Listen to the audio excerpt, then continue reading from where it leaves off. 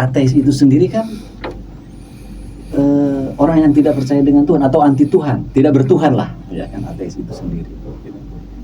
Sementara kan orang yang beragama itu orang yang percaya Tuhan, ya kan? Dia bahkan melakukan ritual perintahnya katanya ya, sholat semua, yang Islam ke masjid, yang Nasrani ke gereja, ke sinagog, yang lainnya ke wihara dan sebagainya. Tapi faktanya, apakah hukum Tuhan yang mereka pakai? Gitu. Apakah memang Tuhan hanya sebatas di ruang tempat ibadah, sementara di luar itu Tuhan tidak ada? Nah, jadi kalau dilihat dari situ, justru mereka yang hari ini mengaku paling tahu dan dekat dengan Tuhan sebetulnya, ketika faktanya, kenyataannya tidak menggunakan hukum Tuhan dalam kehidupan sehari-hari, ya mereka sama saja dengan kata ateis, tidak percaya Tuhan walaupun Tuhan disembah. Ya kan?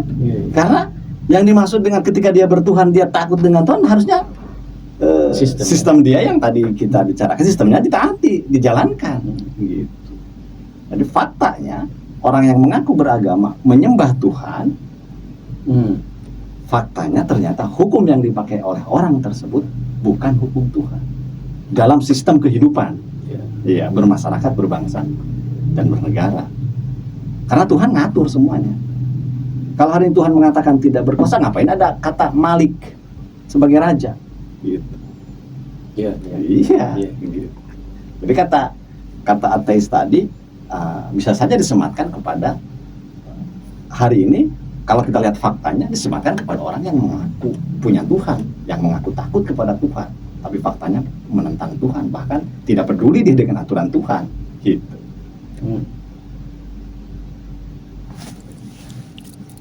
Ya kan? Jadi jelas kan? Jadi memang perlu kita kritisi, gitu kan? Perlu cara berpikir kita kritisi orang dengan statementnya tadi kata ateis, kata agama. Kita lihat faktanya gimana? Tepatkah? Jangan-jangan nih kata ini sebenarnya tepatnya dengan orang yang ini, yang mengaku-ngaku.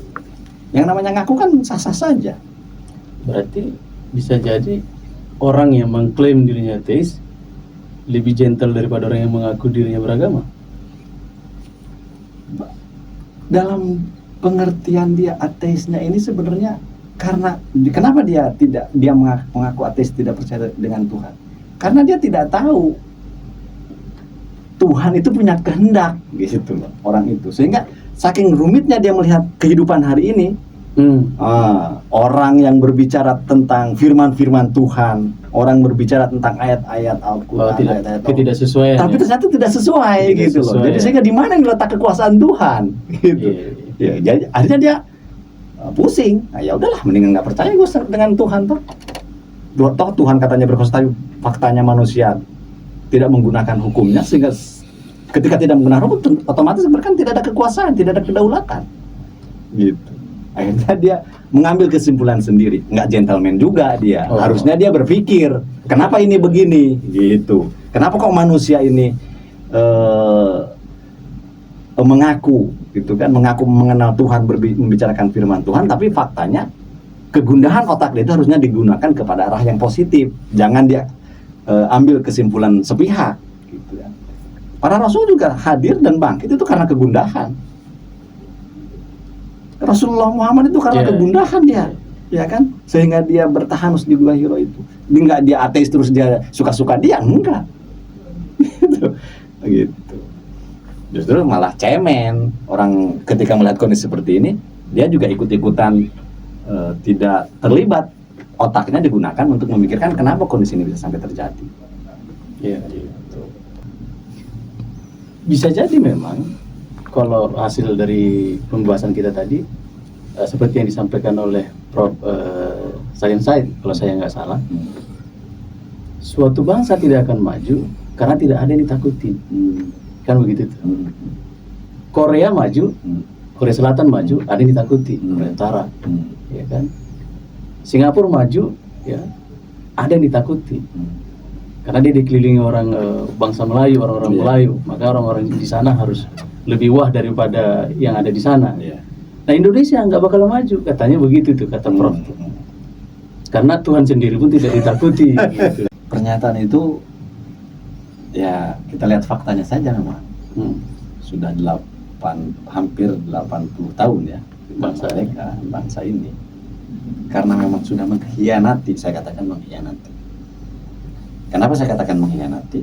Karena memang kemerdekaan yang diberikan, yang diraih oleh bangsa ini bukan karena hasil jerih payah pejuang, tapi karena dalam preambul Undang-Undang 45 atas berkat rahmat Allah yang Maha Kuasa dan dengan keinginan luhur. Artinya, ketika bangsa ini memang takut kepada Tuhan, kepada Allah, bisa jadi, gitu kan? Karena memang bangsa ini kan hari ini faktanya begitu carut marutnya, gitu kan? Sudah 79 tahun, mau 80 tahun ini merdeka, tapi kesejahteraan itu tidak terjadi, maju saja nggak ada. Karena memang bangsa ini boleh jadi sudah mengkhianati daripada amanat para leluhurnya.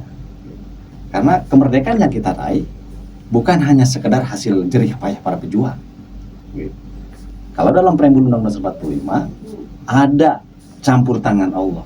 Karena dikatakan atas berkat rahmat Allah yang Maha Kuasa. Iya. Dan dengan didorong oleh keinginan luhur. Berarti pelakunya manusia punya visi misi yang suci, maka Sang Pencipta yang Maha Kuasa memberikan ridho. Nggak ada kepentingan apapun, gitu. Kepentingannya satu. Iya. Jadi kalau memang bangsa ini mau maju, ya jangan ateis. Dalam pengertian harus takut kepada Allah. Mari kita sama-sama mencoba untuk mentaati aturan Allah dalam konsep kehidupan bermasyarakat ini. Karena kalau itu nggak dimulai oleh bangsa ini, azab yang akan datang. Dan tanda-tanda itu sudah diperlihatkan. Kalau saja kita kembali kepada jati diri kita, itu bukan hanya sekedar fenomena alam, itu bukan fenomena alam biasa. Allah sedang memberikan kekuasaannya untuk dilihatkan kepada manusia. Sadar nggak nih manusia bahwa kita tidak punya apa-apa? Jangan buat macam-macam lah, itu istilahnya. Kita punya kekuasaan, kita nggak ada apa-apanya. Kekuasaan itu hanya diberikan oleh Dia. Kembalilah kepada aturan Dia. Ketika kembali kepada aturan Dia, pasti kedamaian dan kesejahteraan akan tercipta. Kemajuan teknologi akan tercipta. Karena itu sudah pernah terjadi.